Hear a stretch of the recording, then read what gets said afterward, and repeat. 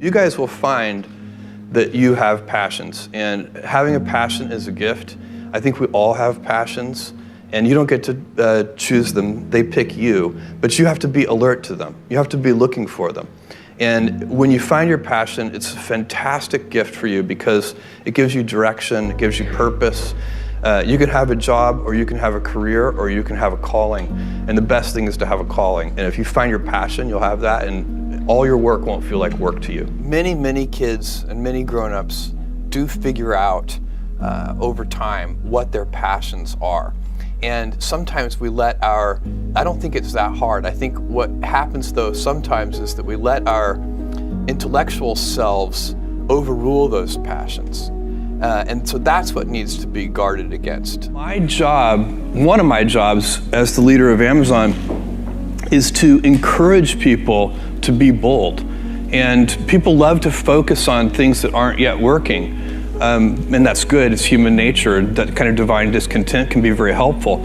But it's incredibly hard to get people to take bold bets. And you need to encourage that. And if you're gonna take bold bets, they're gonna be experiments. And if they're experiments, you don't know ahead of time whether they're gonna work. Experiments are by their very nature prone to failure. But big successes, a few big successes compensate for dozens and dozens of things that didn't work. So, bold bets, AWS, Kindle, Amazon Prime, our third-party seller business, all of those things are examples of bold bets that did work, and they pay for a lot of experiments. I've made billions of dollars of failures at Amazon.com, literally billions of dollars of failures. And you might remember Pets.com or Cosmo, or give myself a root canal with no anesthesia very easily. None of those things are fun, but they don't matter. What really matters is companies that don't continue to experiment, companies that don't embrace failure, they eventually get in a desperate position where the only thing they can do is make a kind of Hail Mary bet at the very end of their corporate existence. Whereas companies that are, making bets all along, even, big bets, but not bet the company bets. I don't believe in bet the company bets. That's when you're desperate. That's the last thing you can do. It's not, you could be out of work and have terrible work-life balance. Even though you've got all the time in the world, right. You could just feel like, oh my God, I'm miserable, and you would be draining energy. And so you have to find that harmony. It's a much better word. And I think for most people, it's about meaning. People want to know that they're doing something interesting and useful. And for us, because of the challenges that we have chosen for ourselves, we get to work in the future, and it's super fun to work in the future for the right kind of person. You need to be nimble and robust. So you need to be able to take a punch, and you also need to be quick and innovative and doing new things at a high speed. That's the best defense against the future. And you have to always be leaning into the future. If you're leaning away from the future is going to win every time. Never, ever, ever lean away from the future. We all have adversity in our lives. I doubt if you really, if you know somebody, any friend or anybody that you talk to, there's no lack of adversity. And by the way, that's good, because it's what teaches us how to get back up. You fall down, you get back up. It always happens. And you get certain gifts in life, and you want to take advantage of those. But I guess my advice on adversity and success would be to be proud not of your gifts, but of your hard work and your choices. So, you may be, the kinds of gifts you get in life, you might be really good at math. It might be really easy for you. That's a kind of gift. But practicing that math and taking it to the next step, that could be very challenging and hard, and take a lot of sweat. That's a choice. You can't really be proud of your gifts because they were given to you. You can be grateful for them and thankful for them. But your choices you choose to work hard. You choose to do hard things. Those are choices that you can be proud of. Being an inventor requires, because the world is so complicated, you have to be a domain expert. I mean, in a way, even if you're not at the beginning, you have to learn enough so that you become a domain expert. But the danger is once you become a domain expert, you can be trapped by that knowledge. And so inventors have this paradoxical ability to have that 10,000 hours of practice and be a real domain expert and have that beginner's mind.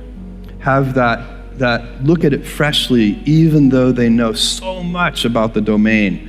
And that's the key to inventing. You have to have both. And I think that is intentional. I think all of us have that inside of us, and we can all do it, but you have to be intentional about it. You have to say, yeah, I am going to become an expert, and I'm going to keep my beginner's mind. You can't skip steps. You have to put one foot in front of the other. Things take time. There are no shortcuts. And but you want to do those steps with passion and ferocity. It's easy to have ideas. It's very hard to turn an idea into a successful product. There are a lot of steps in between, and it takes persistence, relentlessness. So I always tell people who are who think they want to be entrepreneurs, you need a combination of stubborn relentlessness and flexibility. And you have to know when to be which. And basically you need to be stubborn on your vision, because otherwise it'll be too easy to give up. But you need to be very flexible on the details, because as you go along pursuing your vision, you'll find that some of your preconceptions were wrong.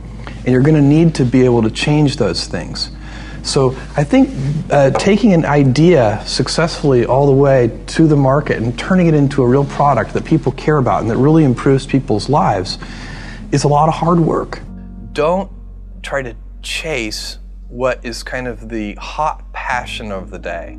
I think we actually saw this, I think you see it all over the place in many different contexts, but I think we saw it in the internet world quite a bit, where at the sort of peak of the sort of internet mania in say 1999, you found people who were very passionate about something. They kind of left that job and decided, I'm going to do something in the internet, because it's it was almost like the the 1849 gold rush in a way. I mean, you find that people, if you go back and study the history of the 1849 gold rush, you find that at that time, everybody who was within shouting distance of California was, they might have been a doctor, but they quit being a doctor and they started panning for gold. And that almost never works.